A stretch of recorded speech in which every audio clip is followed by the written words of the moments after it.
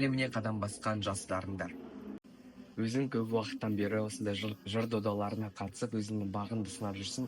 Енді осы ретте жыр додаларында, осы мүшәйра бағытында қандай жаңашылдықтар бар? Қазіргі уақытта өзгеріс өте көп. Әсіресе біздің шығармашылық байқаулар 3 жыл сайын жаңарып отырады, жаңа бағыттар қосылып отырады. Бұны да айта кетсек болады. Одан кейін бізге мемлекеттік тарапынан берілетін қолдау жыл сайын артып келе жатыр. Оған да шүкір. Байқауларға қатысып жүрген жас өрендер бір-бірімен араласып тұратынын білеміз. Осы тұста осы байқауларға қатысып жүрген небір таланттар бар.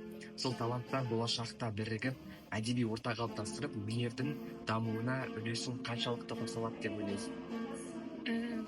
Орта қалыптастыру былайша адам баласына керек. Ол дамушы орта, әсіресе шығармашыл орта. Қазіргі уақыттың өзінде білетін бірлестіктер айта кетсек, қанат, тағы да басқа біздің осы Алматы дарыны болып, республикалық деңгейде Алматының атын қорғап жүрген балалар бір-өзімен жақсы араласамыз. Біздің бір жолымыз артта қалған өрендерге болашаққа үлкен үлесімізді қосып, тарихатымызды жазу, қазақтың әдебиетін, салтын, дәстүрін әлемге таныту. Сол жолда бірге әдеби орта қалыптастыру үлкен үлес қосады.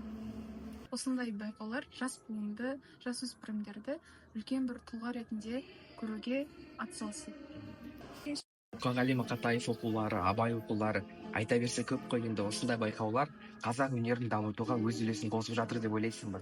Әрине, себебі бұл шығармашыл адамдардың өнерін одан ары қарай тереңірек түсінуге, ұлттық болашақта қалыптастыруға, одан кейін жасөспірімдерді осындай бір әдебиетке, шығармашылдыққа тәрбиелеуге жетелейді, әсерлері көп беретін. Соны өзіміз де сеземіз, байқаймыз, дамығанымызды көреміз. Поэма көңілді тебіренткен қуаныш пен күйзелткен қайғы-мұңға толы оқиғалар желісі.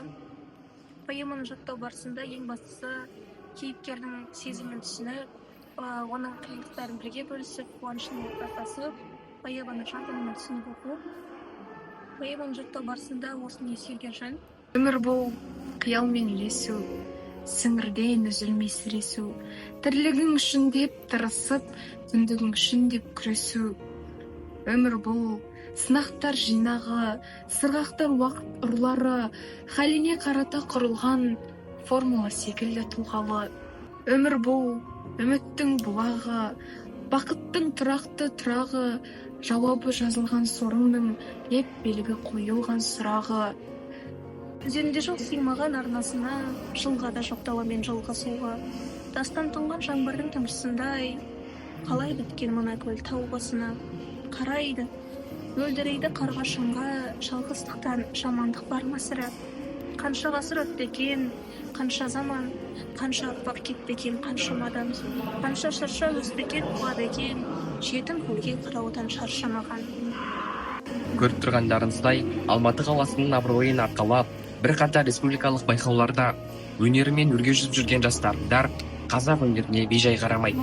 Осы орайда қазақ өнері өлмей, қазақ өнері дамый, қазақ өнері шабат дейміз.